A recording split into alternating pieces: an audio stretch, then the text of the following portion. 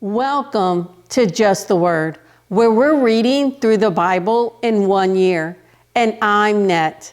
Today's reading will come from 2 Chronicles, chapters 24 and 25. 2 Chronicles, chapter 24. Joash was 7 years old when he became king, and he reigned in Jerusalem 40 years. His mother's name was Zebiah. She was from Beersheba. Joash did what was right in the eyes of the Lord all the years of Jehoiada the priest. Jehoiada chose 2 wives for him, and he had sons and daughters. Sometime later, Joash decided to restore the temple of the Lord. He called together the priests and Levites and said to them, "Go to the towns of Judah and collect the money due annually from all Israel to repair the temple of your God. Do it now." But the Levites did not act at once. Therefore, the king summoned Jehoiada the chief priest and said to him, "Why haven't you required the Levites to bring in from Judah and Jerusalem the tax imposed by Moses, the servant of the Lord, and by the assembly of Israel for the tent of the testimony?"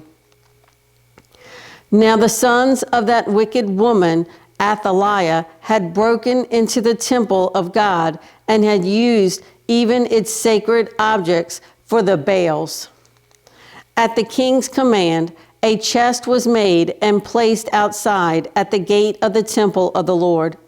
A proclamation was then issued in Judah and Jerusalem that they should bring to the Lord the tax that Moses, the servant of God, had required of Israel in the desert.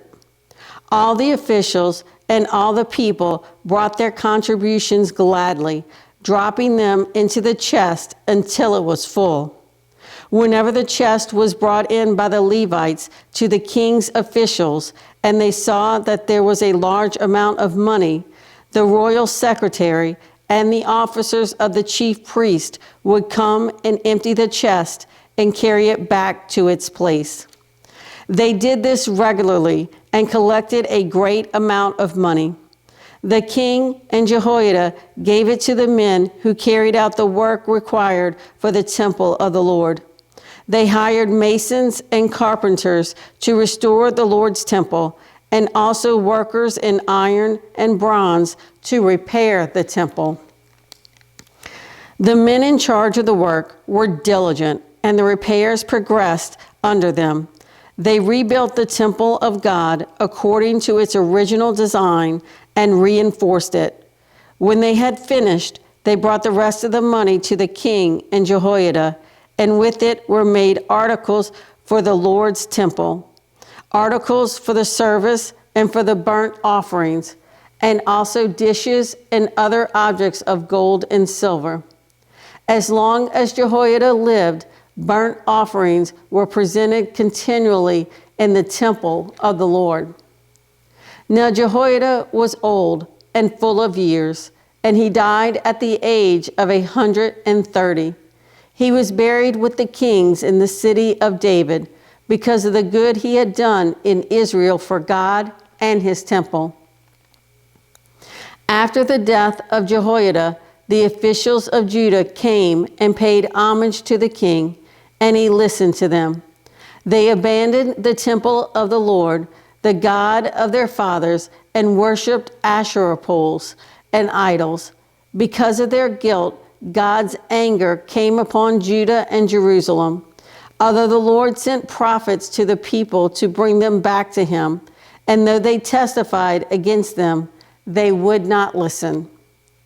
Then the Spirit of God came upon Zechariah, son of Jehoiada the priest. He stood before the people and said, "This is what God says. Why do you disobey the Lord's commands?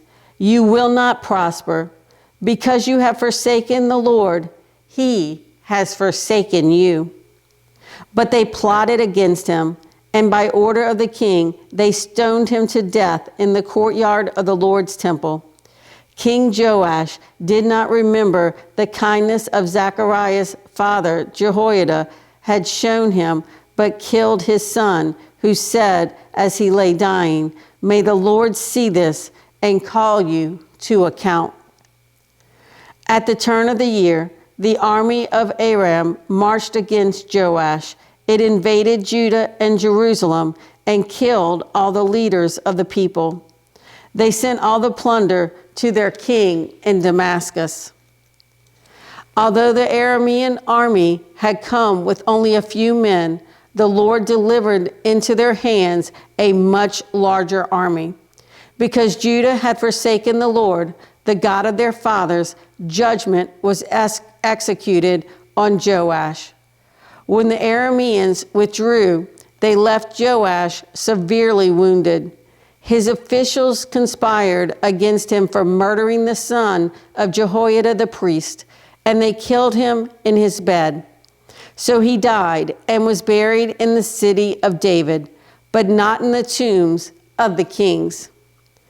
Those who conspired against him were Zabad, son of Shemiath, an Ammonite woman, and Jehozabad, son of Shimrith, a Moabite woman. The account of his sons, the many prophecies about him, and the record of the restoration of the temple of God are written in the annotations on the book of the kings. And Amaziah, his son, succeeded him as king. 2 Chronicles chapter 25. Amaziah was 25 years old when he became king, and he reigned in Jerusalem 29 years. His mother's name was Jehoaddan. She was from Jerusalem. He did what was right in the eyes of the Lord, but not wholeheartedly. After the kingdom was firmly in his control, he executed the officials who had murdered his father, the king. Yet he did not put their sons to death, but acted in accordance with what is written in the law, in the book of Moses, where the Lord commanded, "Fathers shall not be put to death for their children, nor children put to death for their fathers. Each is to die for his own sins." Amaziah called the people of Judah together and assigned them according to their families to commanders of thousands and commanders of hundreds for all Judah and Benjamin. He then mustered those 20-year-olds or more and found that there were 300,000 men ready for military service, able to handle the spear and shield. He also hired 100,000 fighting men from Israel for 100 talents of silver. But a man of God came to him and said, "O king, these troops from Israel must not march with you, for the Lord is not with Israel, not with any of the people of Ephraim. Even if you go and fight courageously in battle, God will overthrow you before the enemy, for God has the power to help or to overthrow." Amaziah asked the man of God, "But what about the 100 talents I paid for these Israelite troops?" The man of God replied, "The Lord can give you much more than that." So Amaziah dismissed the troops who had come into him from Ephraim and sent them home. They were furious with Judah and left for home in a great rage. Amaziah then marshaled his strength and led his army to the valley of Salt, where he killed 10,000 men of Seir. The army of Judah also captured 10,000 men alive, took them to the top of a cliff, and threw them down so that all were dashed to pieces. Meanwhile, the troops that Amaziah had sent back and had not allowed to take part in the war raided Judean towns from Samaria to Beth Horon. They killed 3,000 people and carried off great quantities of plunder. When Amaziah returned from slaughtering the Edomites, He brought back the gods of the people of Seir.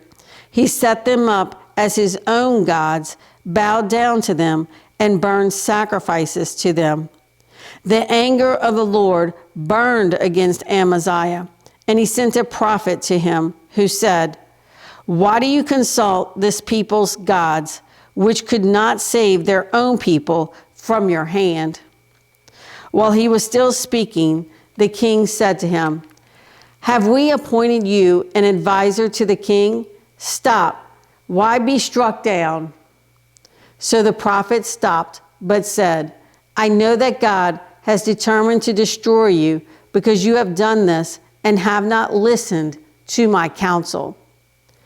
After Amaziah, king of Judah, consulted his advisors, he sent this challenge to Jehoash, son of Jehoahaz, the son of Jehu, king of Israel. "Come, meet me face to face."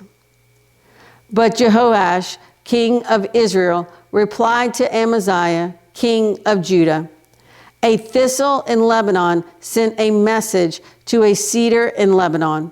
Give your daughter to my son in marriage." Then a wild beast in Lebanon came along and trampled the thistle underfoot. You say to yourself that you have defeated Edom, and now you are arrogant and proud. But stay at home. Why ask for trouble and cause your own downfall and that of Judah also? Amaziah, however, would not listen, for God so worked that he might hand them over to Jehoash, because they sought the gods of Edom. So Jehoash, king of Israel, attacked. He and Amaziah, king of Judah, faced each other at Beth-shemesh in Judah. Judah was routed by Israel, and every man fled to his own. Jehoash, king of Israel, captured Amaziah, king of Judah, the son of Joash, the son of Ahaziah, at Beth-shemesh. Then Jehoash brought him to Jerusalem and broke down the wall of Jerusalem from the Ephraim gate to the corner gate, a section about 600 feet long. He took all the gold and silver and all the articles found in the temple of God that had been in the care of Obed-Edom, together with the palace treasures and the hostages, and returned to Samaria. Amaziah, son of Joash, king of Judah, lived for 15 years after the death of Jehoash, son of Jehoahaz, king of Israel. As for the other events of Amaziah's reign, from beginning to end, are they not written in the book of the kings of Judah and Israel? From the time that Amaziah turned away from following the Lord, they conspired against him in Jerusalem, and he fled to Lachish. But they sent men after him to Lachish and killed him there. He was brought back by horse and was buried with his fathers in the city of Judah. Thanks for joining Just the Word. See you tomorrow.